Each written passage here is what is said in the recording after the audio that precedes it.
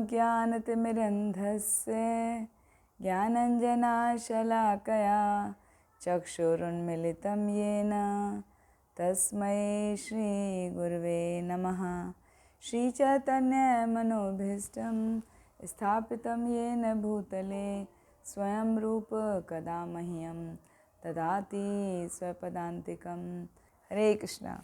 एक बार फिर आप सभी का हार्दिक स्वागत है आज की क्लास में। आज हम 18वां अध्याय शुरू करने जा रहे हैं, जिसका शीर्षक है उपसंहार संन्यास की सिद्धि। उपसंहार इसका नाम इसलिए है क्योंकि ये पूरा भगवत गीता का कंक्लूजन चैप्टर है। तो पहले प्रथम अध्याय में इस प्रकार कर्मयोग और भक्ति योग पर बल दिया गया है। फिर बीच के जो अध्याय हैं 6 अध्याय, उनमें भगवान श्री कृष्ण ने शुद्ध भक्ति के बारे में बताया है। शुद्ध भक्ति, प्रकृति और उसके कार्य क्या हैं, और उन दोनों चैप्टर के दोनों जो भाग हैं उनका निष्कर्ष रूप में ये जाना जाता है कि भगवान किस प्रकार सारे कार्यों से युक्त हैं। मतलब हमें जो भी कार्य करने चाहिए वो भगवान को प्रसन्न करने के लिए करने चाहिए, वही भक्ति योग है और वही वास्तव में कर्म योग है। तो 17वें अध्याय में हमने देखा था ओम तत्सत इति। इसका मतलब था कि ये जो शब्द हैं ओम तत्सत इति, ये परम पुरुष विष्णु भगवान श्री कृष्ण को संबोधित करते हैं। और जो ये तृतीय खंड है, जो अध्याय 13 से लेके अध्याय 18 तक है, इसमें पूर्ण रूप से भक्ति का ही वर्णन किया गया है, जिसमें बताया गया है कि हमारे जीवन का परम उद्देश्य भगवान श्री कृष्ण की भक्ति करना, भगवान श्री कृष्ण को प्रसन्न करना है। वही हमारे जीवन का परम लक्ष्य है।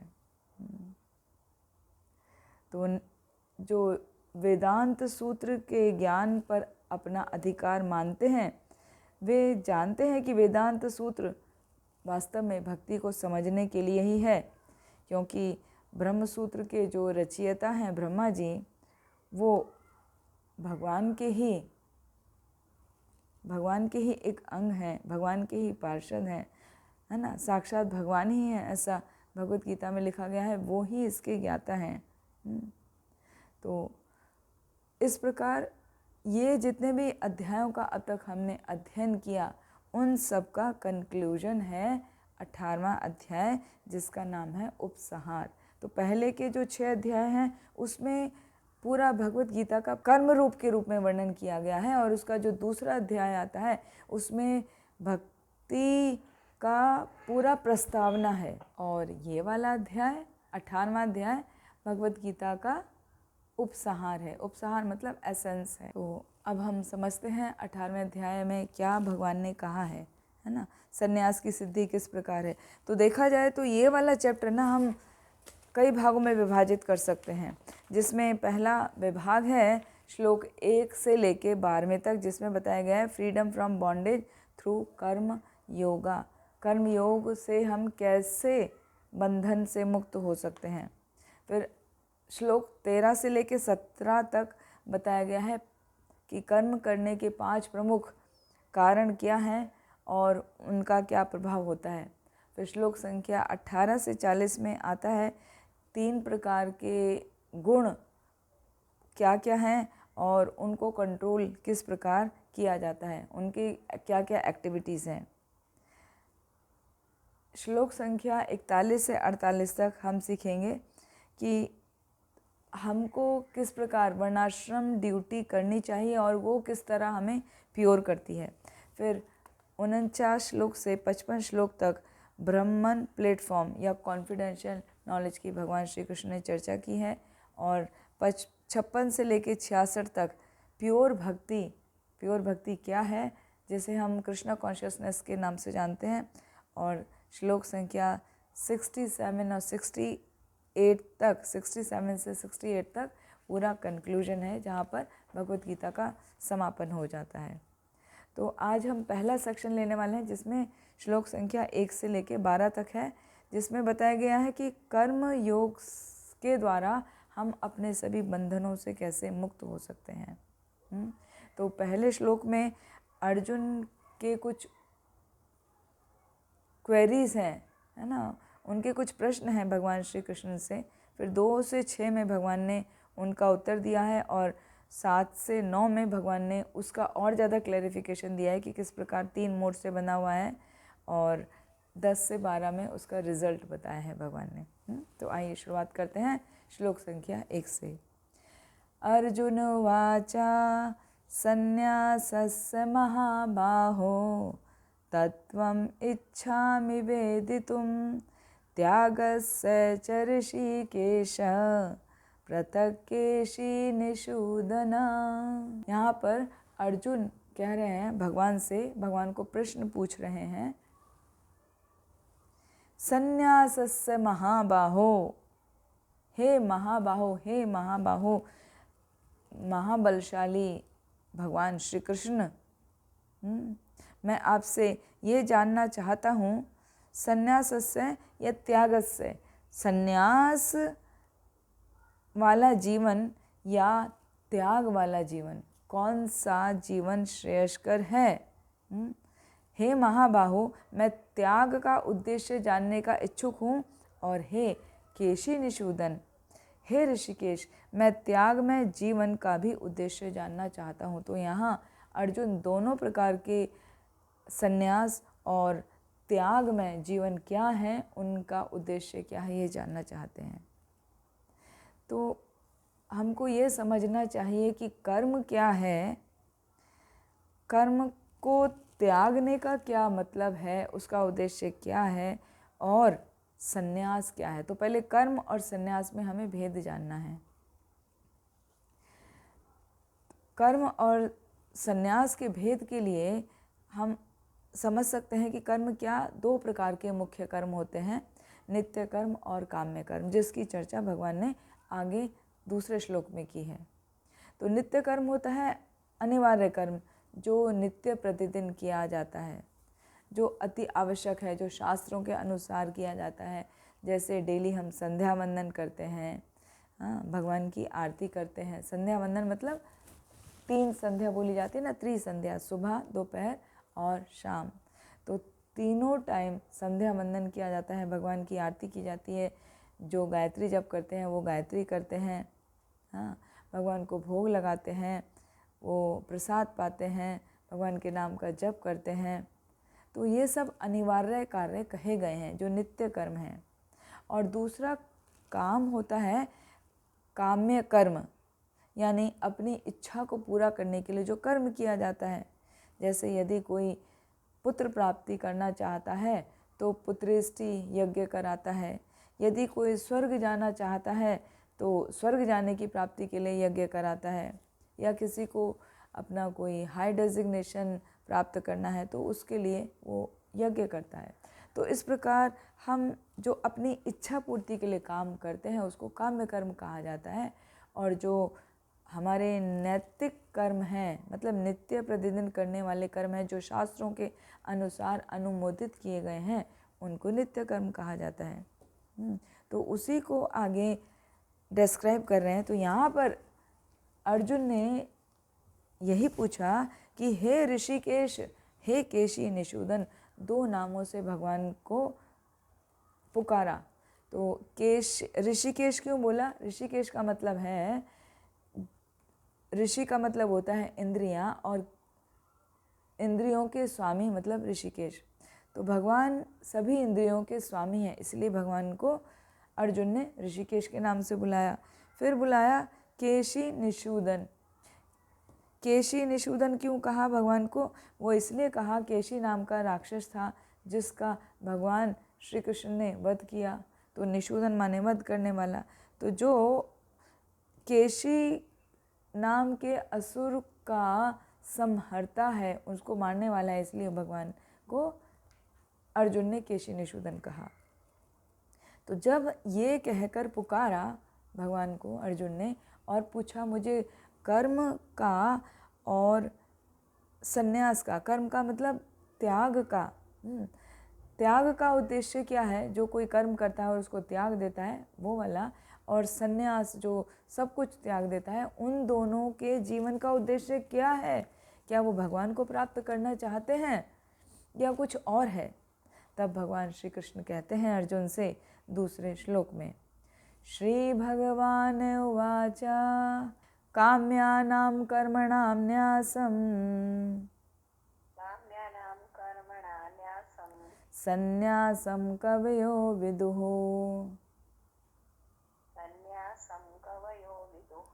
सर्वकर्मफलत्यागं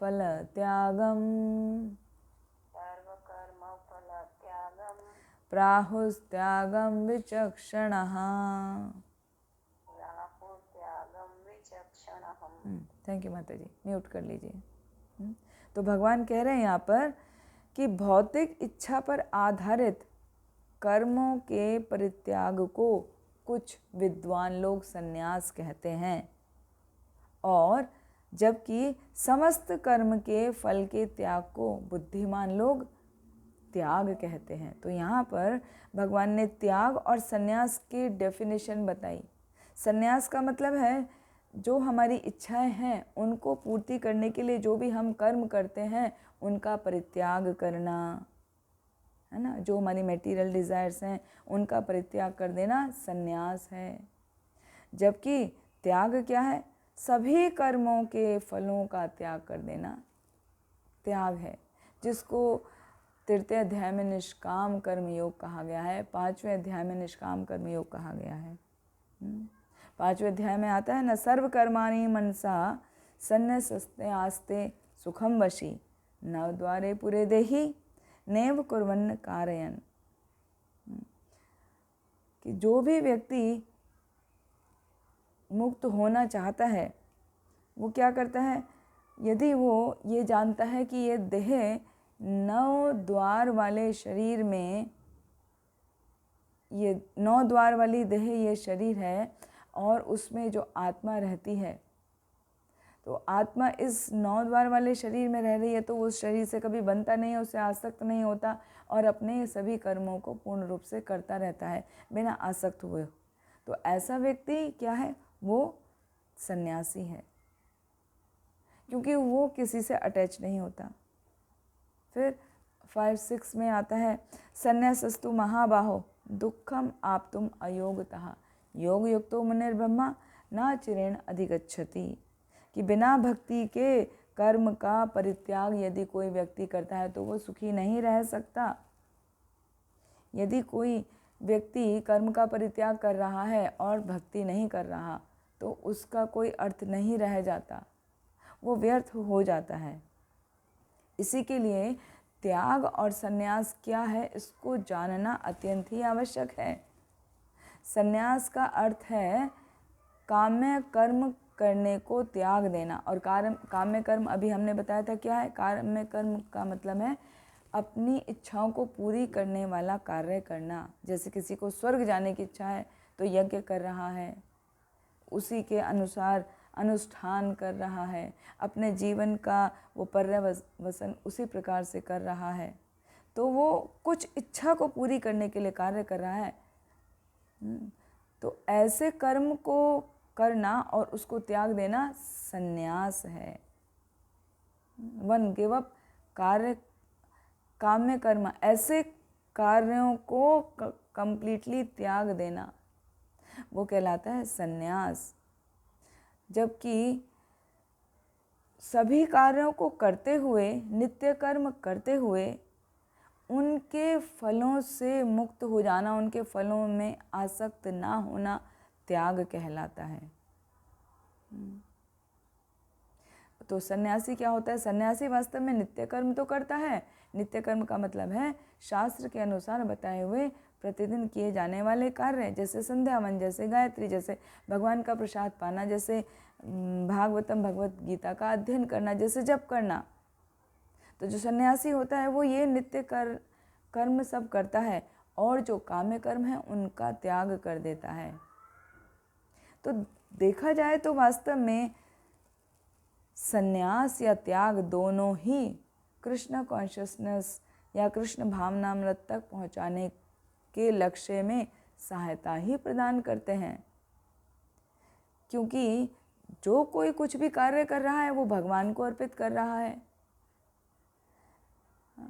तो जब वो भगवान को अर्पित कर रहा है तब उसका हर कार्य सफल हो जाता है, क्योंकि वो ही कृष्ण प्राप्ति के लिए है। क्योंकि भक्ति में प्रत्येक कार्य का करने का लक्ष्य मात्र यही है कि सब कुछ भगवान को समर्पित हुए किया जाए। तो यदि हम भगवान को समर्पित करते हुए कोई भी कार्य कर रहे हैं तो वो सफल है, अदरवाइज सब कुछ व्यर्थ हो जाता है। जैसे कि श्रीमद् भागवतम में भी आता है, त्यक्त्वा स्वधर्मम चरणाम्बुजम हरे भजन पक्तेत ततो यदि यन्न वक वा भद्रम अभूष मुष्यकिम कोवार्थ आप तो अभजताम सुधर्मतः। अर्थात नैमित्तिक कर्म करना, जैसे 16 संस्कार किए जाते हैं, गर्भदान संस्कार, उपनयन संस्कार, काम्य कर्म। काम्य कर्म होते हैं इच्छा प्राप्ति के लिए, जैसे ज्योतिषोम यज्ञ करना, या प्रायश्चित कर्म होते हैं पाप के प्रायश्चित के लिए कर्म करना, या निषिद्ध कार्य जैसे दूसरों को मारना, जीव हत्या करना इत्यादि। तो ये जितने प्रकार के कर्म हैं इन सब का परित्याग कर देना चाहिए। जो निषिद्ध कर्म है उनका परित्याग करना चाहिए। जो प्रायश्चित कर्म हैं वो पाप से मुक्त होने के लिए कर्म करना चाहिए। जो काम्य कर्म हैं इच्छा प्राप्ति के लिए, यदि वो इच्छा प्राप्ति भगवान को प्राप्त करने के लिए है, भगवान के प्रति प्रेम उत्पन्न करने के लिए है तो वो ठीक है, अन्यथा उसका परित्याग कर देना चाहिए। और जो नैमित्तिक कर्म हैं उनका हमें पालन अवश्य ही करना चाहिए। तो भगवान यहाँ पर कह रहे हैं कि कर्म फल की आकांक्षा से किए गए कर्म का त्याग करना चाहिए। जिन कर्मों से, है ना, जिन कर्मों से आध्यात्मिक ज्ञान की प्राप्ति होती है, मुक्ति प्राप्ति होती है, उनका परित्याग नहीं किया जाना चाहिए। जबकि जो हमारी आकांक्षा है, जो हमारी इच्छा है, उनके लिए जो भी कर्म किया जाता है उसको तुरंत ही त्याग देना चाहिए। ये किस प्रकार समझा जा सकता है? जैसे यदि कोई हस्बैंड कार्य नहीं कर रहा है, और अभी तो आजकल के ज़माने में ऐसा नहीं होता है, पहले हुआ करता था कि जो कुछ व्यक्ति कार्य नहीं करते थे तो दहेज प्रथा जब चलती थी तो क्या होता था, वो अपनी पत्नी से ही कहते थे तुम अपने घर से मंगाओ, उनके घर से ही सब कुछ आ रहा है। और यदि पति कोई कार्य नहीं कर रहा है तो वो क्या कर रहा है, वो निषिद्ध कर्म हो जाता है इस तरह का। मतलब अपना वो कार्य ना करके बैठा है और दूसरे के ऊपर निर्भर कर रहा है, तो वो निषिद्ध कर्म हो गया। तो यदि वो कहे कि मैं तो काम नहीं कर रहा हूँ, काम से आसक्त नहीं हो रहा हूँ, लेकिन खा रहा हूँ पत्नी का, पत्नी के घर का, तो यदि कोई इस तरह से किसी चीज़ का त्याग करता है तो वो गलत है। तो कहने का अर्थ यह है कि कर्म का त्याग करना है तो वो किस लिए करना है, जिससे कर्म से हम अटैच ना हो। लेकिन सही तरीका यह है कि हमें कर्म को करते हुए उस कर्म के फल से आसक्त नहीं होना है, क्योंकि कर्म क्या करना है, भगवान को प्राप्ति के लिए ही कर्म करना है। यदि आप जॉब भी कर रहे हैं तो जॉब से जो भी आपको धन मिलता है, धनराशि मिलती है, उसको भगवान की सेवा में लगाएं, भगवान के भक्तों की सेवा में लगाएं, तब आपको कर्म के बंधन में नहीं बंधना पड़ता। अन्यथा यदि आप कुछ भी कार्य कर रहे हैं, बिजनेस कर रहे हैं या कोई जॉब कर रहे हैं और उसके फल यानी कि आपकी सैलरी, आपका धन जो अर्जित कर रहे हैं, उसको यदि आप अपने इंद्रिय तृप्ति में ही लगा देते हैं, तब आप उसके कर्म के बंधन से बंधते चले जाते हैं। और ये कर्म का बंधन केवल एक जन्म तक ही नहीं सीमित रहता, वो कई कई जन्मों तक हमें उसका फल भुगतना पड़ता है। तो सही तरीका क्या है कि हमें कर्म के फल से मुक्त होना है, कर्म के फल को भगवान को अर्पित करना है, लेकिन कर्म से बचना नहीं है। जो आपका नैमित्तिक कर्म है, जो आपका नित्य कर्म है, वो आपको अवश्य ही करना चाहिए। फिर तीसरे श्लोक में भगवान बता रहे हैं, त्याजम दोषवदित्ये के कर्म प्राहुर्मनीषिणः यज्ञ दान तपः कर्मा ना त्याजम इति चापरे। भगवान क्या बता रहे हैं, यज्ञ दान तप ये जो 3 कर्म है ना, यज्ञ करना, दान करना और तप करना, ऐसे कर्मों का कभी भी परित्याग नहीं करना चाहिए। प्राहुर मनीषिणा, ऐसे कौन? बड़े बड़े मनीषीगण, बड़े बड़े ऋषिगण इस बात की पुष्टि करते हैं, बड़े बड़े विद्वान इस बात को मानते हैं कि सभी प्रकार के सकाम कर्मों को दोषपूर्ण समझकर त्याग देना चाहिए। सब आप छोड़ सकते हैं, लेकिन 3 चीज़ें कभी नहीं छोड़नी चाहिए, यज्ञ करना, दान करना और तपस्या करना। तो यज्ञ करना क्या है? जैसे पहले समय में होता था, यज्ञ में पशुओं की बलि दी जाती थी। तो उसके पीछे उद्देश्य ये था कि जब यज्ञ में पशु की बलि दी जाती थी, उस समय के मंत्रोच्चारण जो होते थे बहुत ही शुद्ध होते थे। तब जिस पशु की बलि दी जाती थी, उस पशु को नया शरीर प्राप्त होता था और उसकी प्रगति हो जाती थी। कई बार तो उस पशु को सीधे ही मनुष्य योनि प्राप्त हो जाती थी, जो कि सभी योनियों में सर्वोच्च योनि मानी जाती है। और मनुष्य योनि में आकर वो पशु, जो पहले पशु था, अभी आकर वो भक्ति कर सकता था। तो इसलिए पशुओं की बलि दी जाती थी। लेकिन बाद में उसका विकृत रूप हो गया, पशुओं की हत्या की जाने लगी, फिर उनका मांस खाया जाने लगा। तो वो सब गलत होने लगा। तो यदि कोई इस तरह से यज्ञ करता है जैसे पहले होता था तो वो ठीक है, मगर अभी कलयुग में यज्ञ जो है वो क्या है? यज्ञ संकीर्तने प्रायेर यजंती ही सुमेध साहा। श्रीमद् भागवतम में कहा गया है कि जो सुमेध सा है, जो विद्वान मनुष्य है, वो क्या है? संकीर्तन यज्ञ करता है। और संकीर्तन यज्ञ क्या है? भगवान श्री कृष्ण के नामों का, पवित्र नामों का जप करना। हरे कृष्ण कृष्ण कृष्ण हरे हरे, हरे राम राम राम हरे हरे। इस नाम का निरंतर जप करना ही असली यज्ञ है। तो हमें भगवान के नाम का जप निरंतर करना चाहिए और साथ में भगवत गीता, भागवतम का अध्ययन करना चाहिए। तो जब हम उसका अध्ययन करते हैं तो वो भी यज्ञ ही है। साथ में दूसरा बताया दान करना।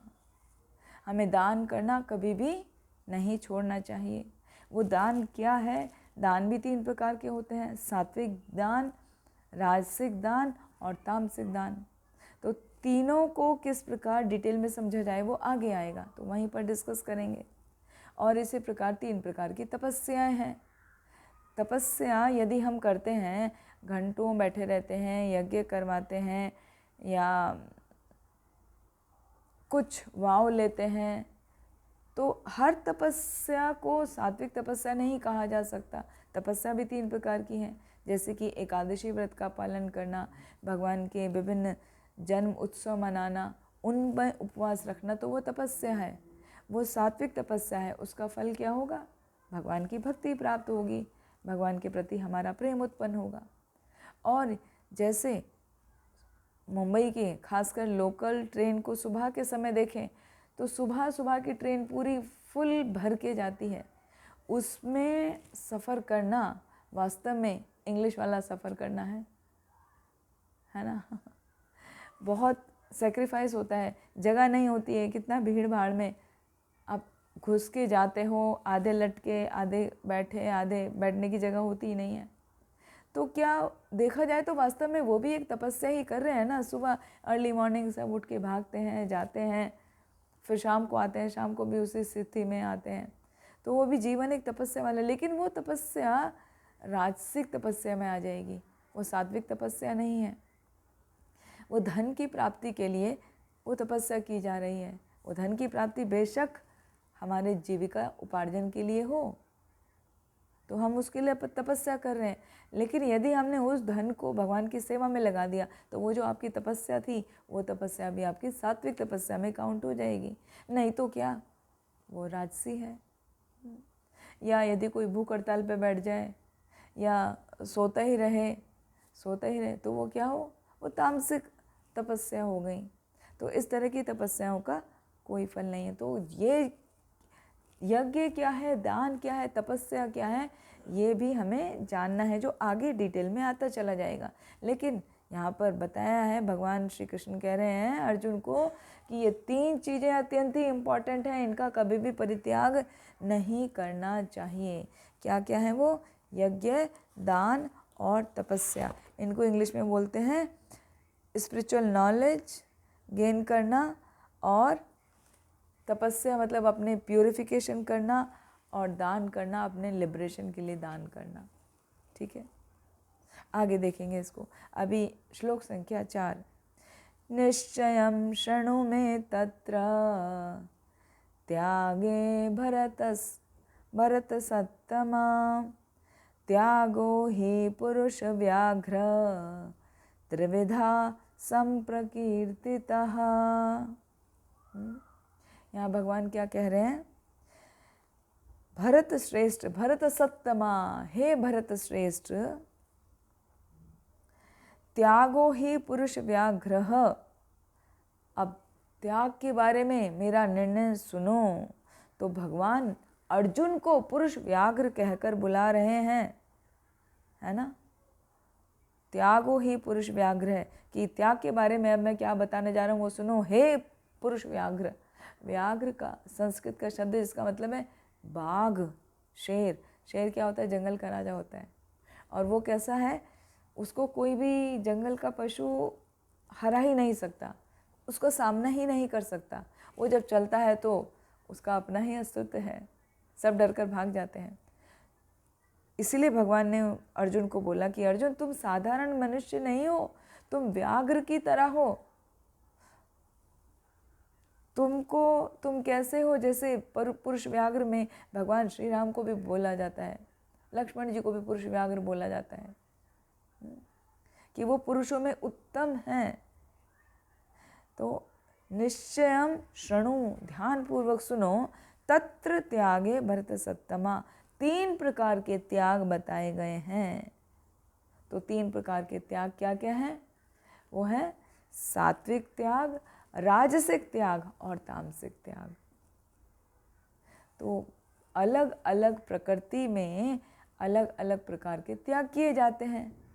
यदि कोई व्यक्ति सात्विक प्रवृत्ति वाला है तो वो सात्विक त्याग करेगा, यदि कोई व्यक्ति राजसिक प्रवृत्ति वाला है तो वह राजसिक त्याग करेगा, और यदि कोई व्यक्ति तामसिक प्रवृत्ति वाला है तो ऑफ कोर्स वो तामसिक त्याग ही कर पाएगा।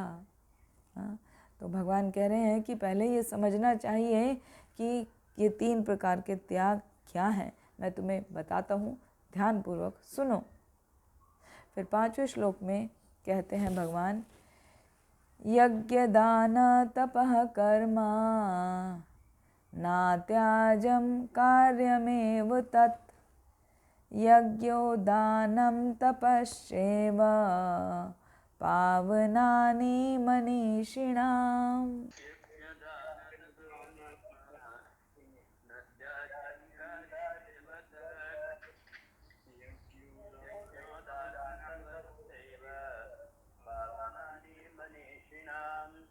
थैंक यू प्रभु जी। हाँ, तो भगवान क्या बताते हैं? ये बहुत इंपॉर्टेंट श्लोक है, ध्यानपूर्वक समझिएगा। यज्ञ दान तपः, ये 3 प्रकार के जो कर्म हैं, ना त्याजम कार्यमेव तत्, इनका कभी भी परित्याग नहीं करना चाहिए। यज्ञो दानम तपश्चैव पावनानि मनीषिणाम, बड़े बड़े मनीषियों को भी ये 3 ही चीज़ें पवित्र करती हैं। तो बड़े बड़े महात्मा हो जाते हैं, बड़े बड़े ऋषिगण हो जाते हैं, वो भी इन 3 चीज़ों का कभी भी परित्याग नहीं करते हैं। बड़े बड़े महात्मा जैसे जो भगवान की ही कथा करते हुए अपना जीवन यापन करते हैं, उनके जीवन का उद्देश्य सिर्फ और सिर्फ भगवान का संदेश सभी को देना है, वो लोग भी यज्ञ दान और तप करते हैं। तो साधारण मनुष्य की तो बात ही क्या करें। तो सभी के लिए अत्यंत ही आवश्यक है, सबको ये करने चाहिए, क्योंकि इसी से हमारा जीवन पवित्र होता है, शुद्ध बनता है। तो यहाँ पर वर्णन किया गया है कि जैसे सन्यासी है, सन्यासी क्या करेगा? वो यज्ञ करेगा, उसको यदि कोई कुछ देगा तो वो उसको भी दान में दे देता है। एक सन्यासी अपने पास कुछ नहीं रखता है। और यदि उसके शिष्य विवाह योग्य हैं तो वो उनकी विवाह संस्कार भी करवाते हैं, क्योंकि वो जानते हैं कि विवाह संस्कार सबसे पवित्र संस्कार है। उसके द्वारा दो आत्माओं को पवित्र किया जा सकता है। तो सन्यासी विवाह संस्कार कराकर विवाह यज्ञ कराता है। तो विवाह उत्सव जो है एक यज्ञ कहा गया है, क्योंकि उससे दो लोगों का कल्याण होता है। तो ऐसे यज्ञ को कभी भी नहीं त्यागना चाहिए। जैसे स्वयं श्रील प्रभुपाद इसका बेस्ट उदाहरण है। श्रील प्रभुपाद स्वयं सन्यासी थे। कहा जाता है कि सन्यासी को किसी विवाह उत्सव में भाग नहीं लेना चाहिए, नहीं लेते हैं। लेकिन यदि उनके किसी शिष्य का उसमें भला हो, यदि उसको किसी तरह संयमित करके कृष्ण भावना अमृत में लगाया जा सके, तो वो शिष्य को विवाह की अनुमति देते हैं और उसको विवाह संपन्न कराते हैं। तो श्रील प्रभुपाद ने अपने कई शिष्यों के विवाह करवाए, जिससे उन दोनों के जीवन को भगवान श्री कृष्ण की सेवा में लगाया जा सके। और ऐसे बहुत श्रील प्रभुपाद के शिष्य हुए जिन्होंने अपना पूरा जीवन श्रील प्रभुपाद के लिए समर्पित कर दिया, भगवान की सेवा के लिए समर्पित कर दिया। तो वही है सबसे बड़ी तपस्या, और वही है यज्ञ। अपने गुरु के वचनों का पालन करते हुए अपने जीवन को समर्पित कर देना, क्योंकि ये जीवन तो हमें बार बार मिलता है, लेकिन भगवान के प्रति समर्पण, गुरु के प्रति समर्पित होते हुए भगवान के प्रति समर्पण हम ये बार बार नहीं कर पाते हैं। तो इस जीवन में हमें अवसर मिला है तो उस अवसर का हमें फ़ायदा उठाना चाहिए। हमें अपना जीवन भगवान के प्रति समर्पित करना चाहिए। भगवान कहते हैं कि कोई भी यज्ञ जो मानव कल्याण के लिए हो उसका कभी भी परित्याग नहीं करना चाहिए। विवाह यज्ञ भी है तो वो मानव के मन को संयमित करने के लिए है, अन्यथा वो इधर उधर जाएगा, उसका मन असंयमित रहेगा। इसी के लिए जो तरुण अवस्था वाले हैं उनके लिए विवाह यज्ञ अत्यंत ही आवश्यक है। और विवाह यज्ञ करने के बाद वो फिर भगवान की, दोनों मिलकर भगवान की प्राप्ति कर सकते हैं। निम्नतर अवस्थाओं में यज्ञ का परित्याग नहीं करना चाहिए।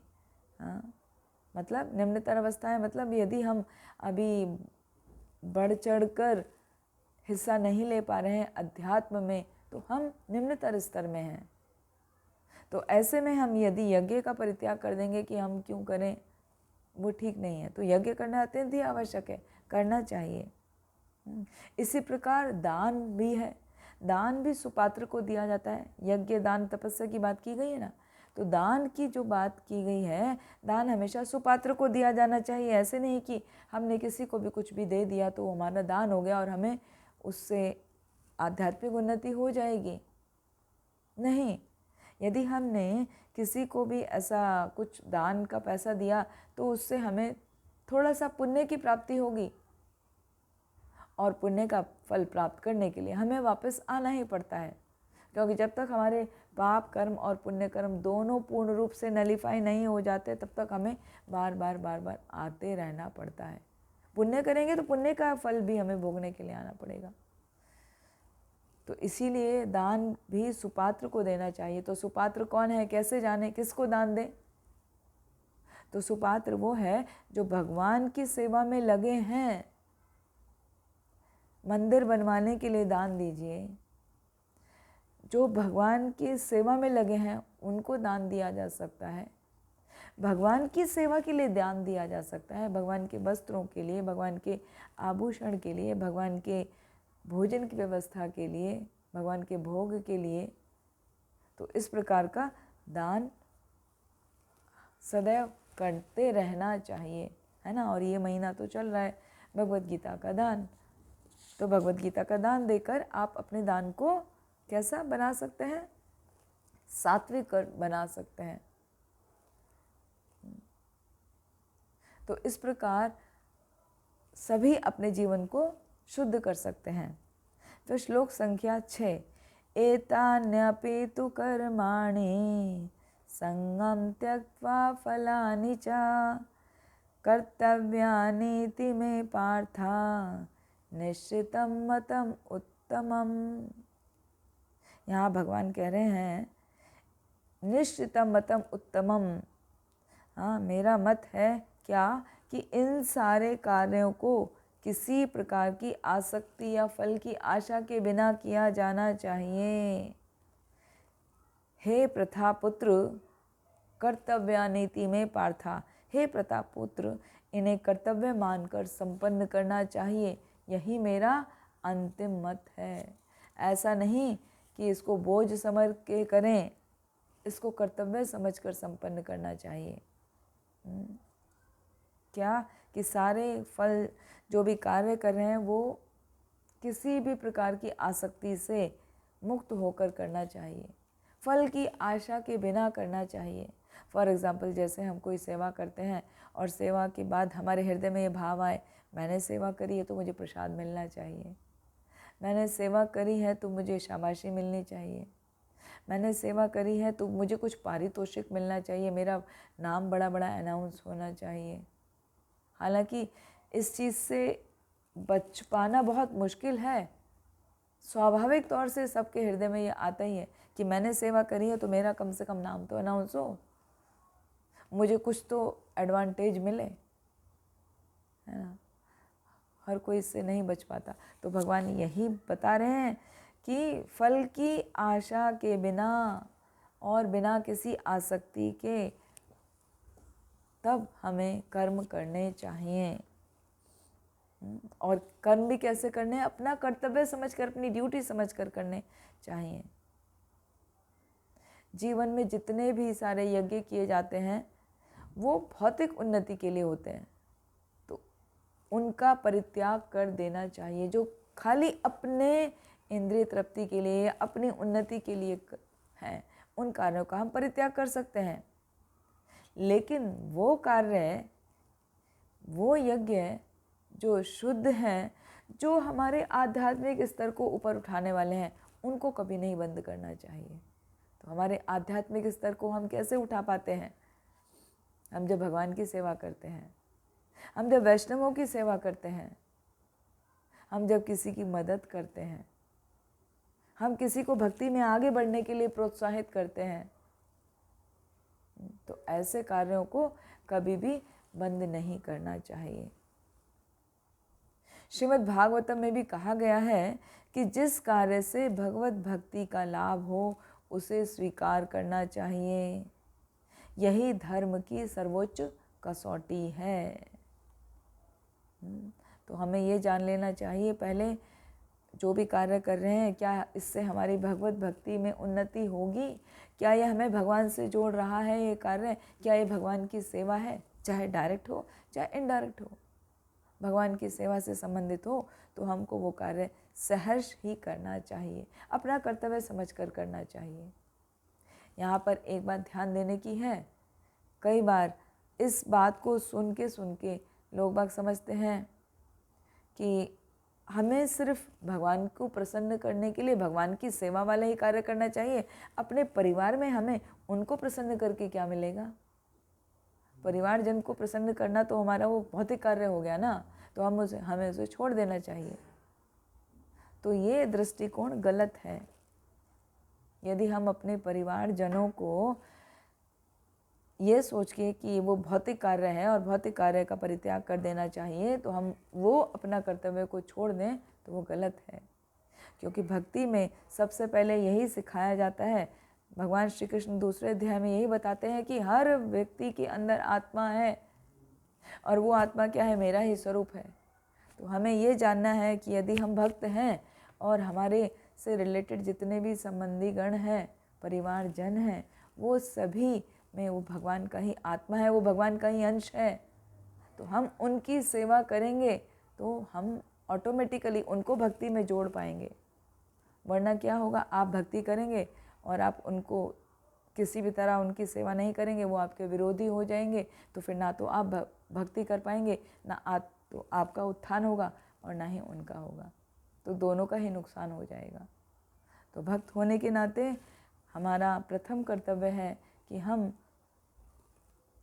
अपने सभी हम पर जो डिपेंडेंट हैं, हमारे जो परिवार जन हैं, जो हमारे रिश्ते नाते वाले हैं, उनको भी उनके प्रति हमें अपने सारे कर्तव्यों को करना चाहिए, ये मानते हुए कि हम भगवान की सेवा कर रहे हैं। उनको भक्ति में लगाना भी हमारा ही कर्तव्य है। तो ऐसे कर्तव्य का कभी भी परित्याग नहीं करना चाहिए। वो क्या आ जाएगा, वरना फल्गु वैराग्य हो जाएगा वो। फिर 7वें श्लोक में भगवान कहते हैं, नियतस्य तु संन्यासः कर्मणो नोपपद्यते मोहातस्य परित्यागः तामसः परिकीर्तितः। देखिए, भगवान वही बता रहे हैं कि अपने नियतस्य तो संन्यास है, अपने जो नियत कर्तव्य हैं, जो निर्दिष्ट कर्तव्य हैं, उनका कभी भी परित्याग नहीं करना चाहिए। यदि कोई मोहवश अपने नियत कर्मों का परित्याग कर देता है तो ऐसे त्याग को तामसी कहा जाता है। यदि कोई सोचे कि मुझे ये कार्य करने से कष्ट हो रहा है तो मैं इसको छोड़ दूं, और वो इसका विचार ना करें कि ये इनडायरेक्टली भी तो भगवान से ही संबंधित है, तो ऐसा त्याग कैसा हो गया, तामसी। जो भय के कारण या क्लेश से डर के किसी कार्य का परित्याग करता है तो वो तामसिक त्याग कहलाता है। तो ऐसे त्याग का कुछ फायदा नहीं। तो नियत कहने का अर्थ है नियत कार्यों का परित्याग नहीं करना चाहिए। नियत मतलब जो हमारे प्रेस्क्राइब ड्यूटीज़ हैं, शास्त्र के अनुसार जो हमारी ड्यूटी हैं। तो गृहस्थ होने के कारण हमारी वो कर्तव्य बनता है, हम अपने ऊपर डिपेंडेंट या हमारे जो एल्डर्स हैं, हमारे माता पिता हैं, वृद्ध माता पिता हैं, उनका ध्यान रखना चाहिए, उनके प्रति हमारा सेवा भाव होना चाहिए। तो ऐसे कर्तव्यों को, ऐसे कार्यों को जो त्यागता है उसका त्याग तामसिक त्याग कहलाता है। अपने आप को संतुष्ट करने के लिए या अपने सेंस ग्रेटिफिकेशन के लिए कोई कार्य है तो उसका परित्याग किया जा सकता है। लेकिन जो भगवान के लिए कार्य हो, जैसे भगवान के लिए भोजन बनाना, भोग अर्पित करना, फिर सबको प्रसाद खिलाना, फिर खुद भी प्रसाद ग्रहण करना, तो ये सब हमें करने चाहिए, इनका त्याग नहीं करना चाहिए। और यदि कोई अपने लिए ही भोजन बना रहा है तो उसका परित्याग करना चाहिए, क्योंकि वो ठीक नहीं है। तो उसको कैसे ठीक किया जा सकता है कि भोजन अपने लिए ना बनाकर ठाकुर जी के लिए भोजन बनाया जाए, भगवान के लिए भोजन बनाया जाए। तो भगवान को भोग ऑफर करके, अर्पित करके फिर स्वयं पाया जाए, तब वो भोग शुद्ध हो जाता है। इस तरीके से हमने जो अपने सेंसेस को ग्रेटिफाई करने का कार्य किया उसका परित्याग कर दिया। मतलब अपने लिए नहीं बनाया भोजन, किसके लिए की बनाया, भगवान के लिए बनाया।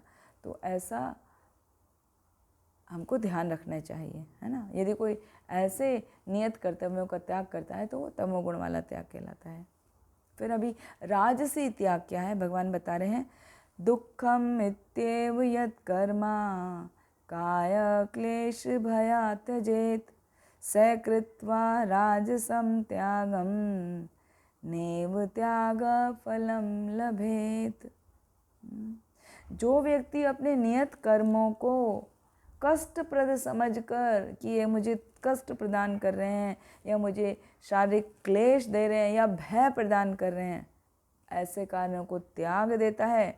कैसे, नियत कर्मों को जिनसे उसे क्लेश हो रहा है, तो उसके लिए कहा जाता है कि उसने ये त्याग रजोगुण में किया, और ऐसा त्याग का फल कभी भी उच्च नहीं होता।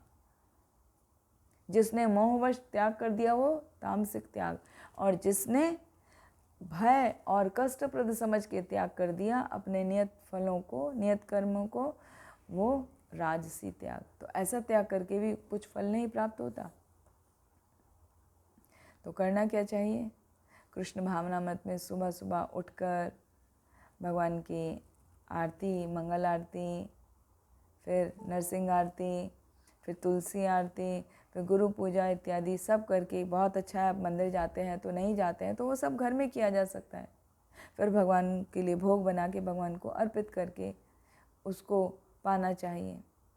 और यदि ये सोचे अरे मुझे तो सुबह को उठने को नहीं होगा, बहुत ठंड लगती है, तो डर के मैं नहीं उठता, उसका परित्याग करना चाहिए। क्या कि डर रहा है ना, हाँ, कि मैं नहीं उठूँगा, छोड़ो, उठो, भगवान की सेवा करना है ना। फिर यदि कोई सोचे कि इतना समय लगेगा, चलो जाने दो, मैं अपना काम करता हूँ, ये काम बाद में देख लूँगा, भगवान की सेवा बाद में देख लूँगा, वो ऐसा त्याग का कुछ फ़ायदा नहीं, वो राजसिक त्याग है, उसका फल दुखद ही होगा। तो हमें कोशिश करना चाहिए कि अपने जो नियत कर्म हैं, जो हमारी प्रेस्क्राइब ड्यूटी हैं, जो हमारे रूल्स एंड रेगुलेशंस हैं, उनको कभी भी त्याग नहीं करना चाहिए, उनका हमेशा ही पालन किया जाना चाहिए। अभी 9वें श्लोक में भगवान बता रहे हैं सात्विक त्याग क्या है। कार्यम इत्येव यत् कर्मा नियतम क्रियते अर्जुन संगम त्यक्त्वा फलम चैव स त्याग है सात्विको मतः। भगवान कह रहे हैं कि हे अर्जुन, जब मनुष्य नियत कर्तव्य को करणीय मानकर करता है, करणीय मतलब अपने ड्यूटी मानकर करता है, और सभी प्रकार की भौतिक संगति और उन कर्म के फलों की आसक्ति को त्याग देता है, तो ऐसा त्याग सात्विक त्याग कहलाता है। क्या किया उसने?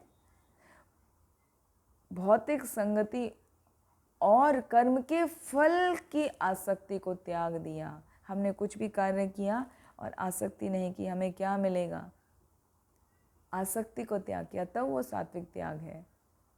और यही कर्म के फलों की आसक्ति को हम त्याग नहीं पाते हैं।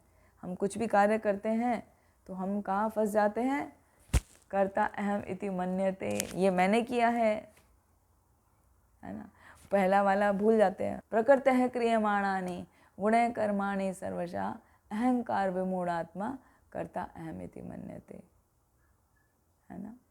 तो प्रकृति के वश में आकर हम कार्यों को करते हैं, लेकिन जब ये समझ लेते हैं ना ये कार्य मैंने किया है, बस सारा गड़बड़ वहीं हो जाता है। तो वही नहीं होना चाहिए, हमें अनासक्त होकर सभी कर्म करने चाहिए, कर्म के गुणों से विलग रहना चाहिए।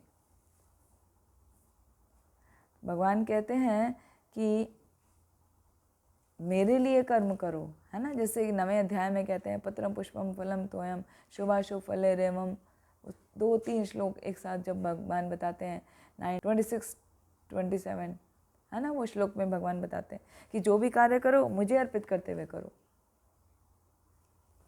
और अपने फलों का परित्याग कर दो। तो ऐसा कार्य जो भगवान को अर्पित करते हुए किया जाता है तो उसके सारे शुभ अशुभ फल समाप्त हो जाते हैं। शुभ अशुभ फले रेवम, सब कार्य का फल जैसा भी है शुभ अशुभ वो सब समाप्त हो जाता है और हमारी कार्य कैसे हो जाते हैं, दिव्य हो जाते हैं। इस प्रकार के कार्यों का त्याग करना जो हमारे कृष्ण भक्ति में बाधा बनते हों, ऐसा कार्यों का त्याग करना सात्विक त्याग है। लेकिन वो ध्यान देना चाहिए कि वो नियत कर्म का त्याग तो नहीं कर रहे हैं, नियत कर्म का कभी भी त्याग नहीं होना चाहिए। फिर 10वें श्लोक में कहते हैं भगवान, ना द्वेष्य कुशलम कर्म कुशलेनानुषंजते त्यागी सत्व समाविष्टो मेधावी छिन्न संशयः। सतोगुण में स्थित बुद्धिमान त्यागी जो ना तो अशुभ कर्म से घृणा करता है ना शुभ कर्म में लिप्त होता है, वह कर्म के विषय में कोई संशय नहीं रखता। जो सतोगुणी मनुष्य होता है वो ना तो अच्छे किसी कर्म से, शुभ कर्म से आसक्त होता है, ना ही अशुभ कर्म से वो घृणा करता है। इस प्रकार उसे किसी प्रकार का कोई संशय नहीं होता, क्योंकि उसको पता है कि मुझे जो कार्य करना है वो भगवान को अर्पित करते हुए करना है, तो किसी भी चीज़ से वो घृणा नहीं करेगा। जैसे कि आमतौर पे कहा जाता है ना, पाप से घृणा करो, पापी से नहीं। तो जो कृष्ण भावना भावित व्यक्ति होता है वो घृणित व्यक्ति से भी घृणा नहीं करेगा, उसके घृणित कार्यों से घृणा करेगा। तो कार्यों से हमें बचना चाहिए। उपयुक्त स्थान पर उचित समय पर बिना डरे जो कोई अपना कर्तव्य करता है वही वास्तव में सही रूप में कर्तव्य करता है, और ऐसा बुद्धिमान व्यक्ति, उसको किसी प्रकार का कोई संशय नहीं रहता। फिर आगे बता रहे हैं, 2 श्लोक रह गए आज के। ना ही देह भ्रता शक्यम त्यक्तुम कर्मण्यशेषतः यस्तु कर्मफल त्यागी स त्यागी इति अभिधीयते। निसंदेह किसी भी देहधारी प्राणी के लिए समस्त कर्मों का परित्याग कर पाना असंभव है, लेकिन जो कर्म फल का परित्याग करता है वह वास्तव में त्यागी कहलाता है। तो बार बार वही बात भगवान बता रहे हैं यहाँ पर। वास्तविक सन्यासी, वास्तविक त्यागी कौन है, ये फिर वापस भगवान ने बताया कि समस्त कर्मों का परित्याग तो हम नहीं कर सकते, क्योंकि हमें अपने नियत कर्म तो करने ही है ना, प्रेस्क्राइब ड्यूटी तो करनी है। तो करना क्या है, कर्म के फलों का परित्याग कर देना है। तो जो कर्म के फलों का परित्याग करता है वही त्यागी है। तो उसके लिए हमें भगवान के लिए कर्म करने चाहिए। तो ऑटोमेटिकली जब हम सब कर्म भगवान को अर्पित करते हुए करते हैं तो हम कर्म के फलों से आसक्त नहीं होते, हम उनसे बंधते नहीं हैं।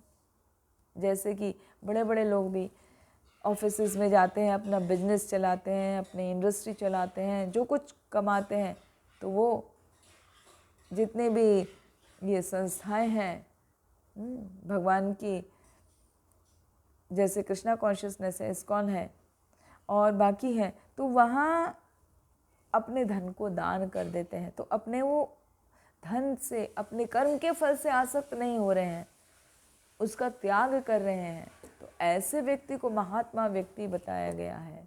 जैसे हम देखते हैं बड़े बड़े इंडस्ट्रियलिस्ट हैं, steel industry, petroleum industry, Tata industry, बहुत सारी इंडस्ट्रीज़ हैं। तो उनमें देखा जाए तो उनके जो मालिक होते हैं ना, बड़े बड़े अपने वो सभी कर्मों के फल का परित्याग कर देते हैं। वो बहुत ज़्यादा यज्ञ करते हैं, दान देते हैं, तपस्या आदि में लगे रहते हैं। तो भगवान की कृपा उनको प्राप्त होती है, वो कर्म के फल से बनते नहीं हैं।